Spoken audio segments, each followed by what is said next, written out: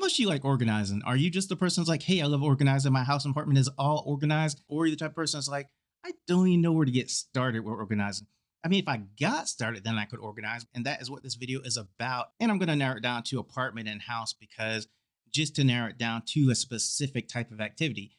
And check this out. This is my apartment, not organized at all. It's a big mess. And this is my apartment once I finish organizing. One of the first things you need to do is you need to visualize. You need to understand, what do you want your apartment house to look like at the end of this whole process? Now you can see it and look at it and say, wow, there's a lot of stuff. It's a mess and I know I need to organize it.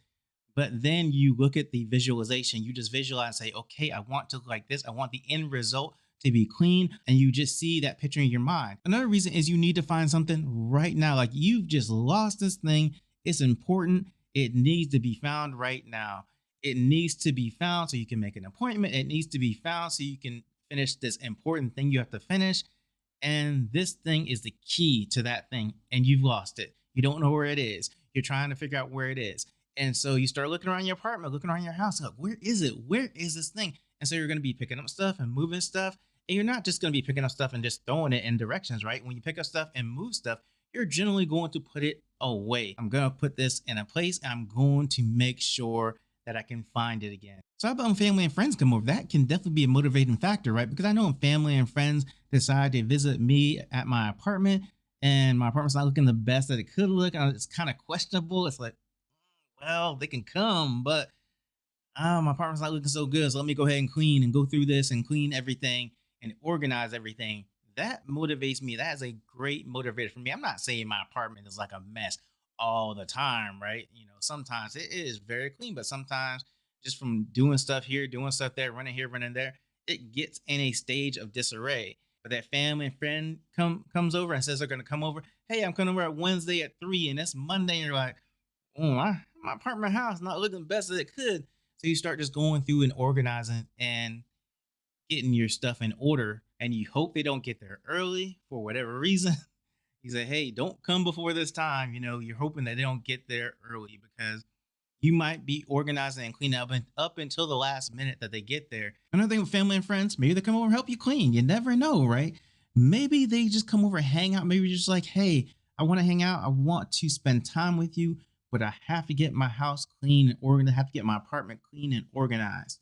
So you can come over, but this is what I'm going to be doing. And the good thing about them coming over is because they are there, it will motivate you to get moving on the cleaning, on the organizing.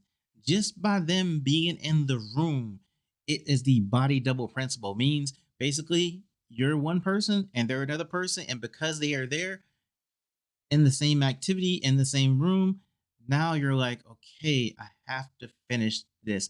I have to start on this because of the fact that they're here and they're here to keep me company. They're here to help me clean. I can't procrastinate on this thing that I'm about to do. They will help you clean. They will help you organize. And that's the most amazing thing because then you are divvying up the work, right? You are doing one side, they're doing another side, or they're helping you split up something and break it down and get it all clean and organized. And if you both are trying to do the same thing, you're probably going to come out with a better result, right? Because you have two people, two heads trying to figure out, okay, what's the best way to organize this? What's the best way to clean this? What's the best place for this? What do you think? And they'd be like, well, if you put it there, you won't be able to see it. And then maybe you won't realize that it's there or you forget that it's there and then you have to find it later. You'd be like, wow, that's a good idea. Okay, where would you want to put this? And y'all discuss it and figure out where the best place is. Another thing that may motivate you to clean is you have a lot of different options that you're doing at a time.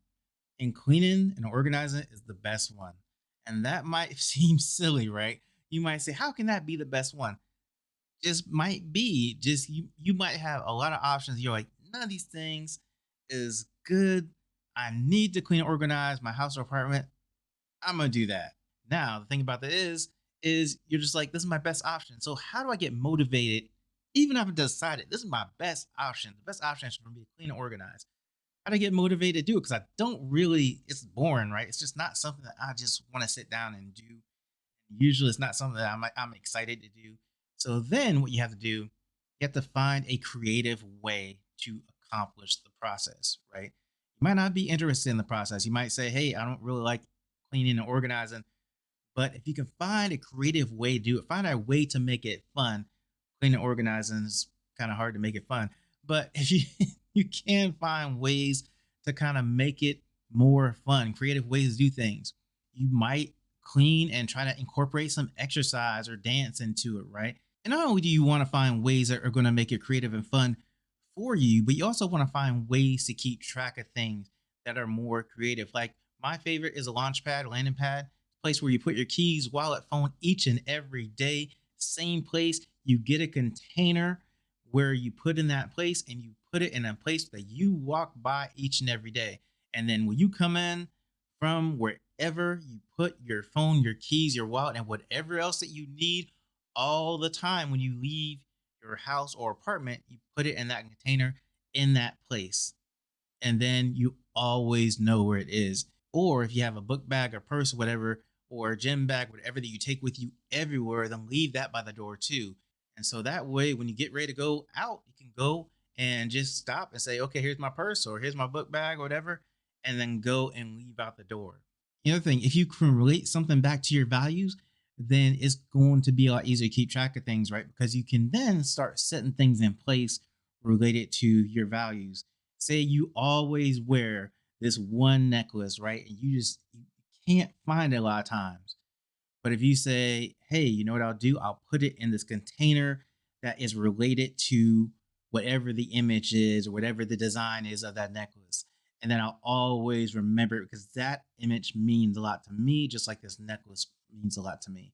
Now you are adding things based on your values. Now you're finding creative ways to do things based on your values. Keep track of things based on your values.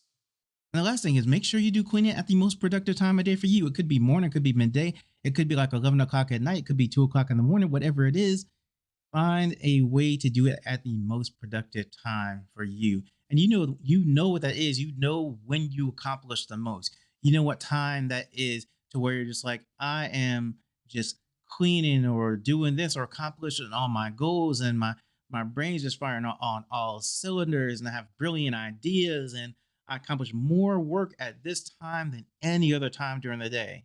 If you can work it around that time when you know that you're most productive, then it's going to be easier to get motivated to do that thing and get going and get to the point to where you feel like you are about to finish it or you are going to finish it or get a good amount of the way through it. So what do you think about this? What do you think about these different tips and strategies to get you motivated to start organizing, start cleaning your house, start getting things in order in your apartment? What do you think about all these different things I said? Do you have other things that you do to get you motivated to get ready to clean or get ready to organize and get you in that mode?